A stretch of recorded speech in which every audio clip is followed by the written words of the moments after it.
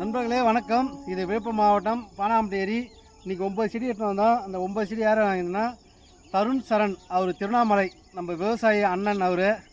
அவர் சார்பாக 5 மரக்கன்றுகள், நம்ம கோவில்பட்டி இளம் மகிழன் அவங்க சார்பாக 2 மரக்கன்று, நம்ம மெடிக்கல் ரிப்போர்ட் செந்தில் அண்ணன் அவங்க பையனுக்கு சார்பாக 2 மரக்கன்று, மொத்தம் 9 கன்று மரக்கன்று நடுறமானு.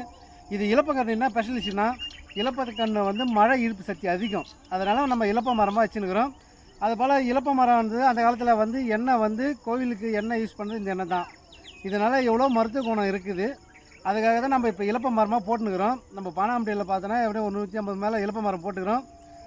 இதுக்கப்புறம் நடுறது எல்லாமே இலப்ப மரமாக தான் நாங்கள் நட்டுன்னு வரோம் நன்றி. ஏன்னா இலப்ப மரம் வந்து அவ்வளோ மகிழ்மை. இதை வந்து நாளைக்கு வந்து இந்த ஒரு மழை வந்து தேருக்கு போவோம், கோயிலுக்கு போவோம், அதுக்கு தான் இலப்ப மரம் வைக்கிறோம் நன்றி. வணக்கம்.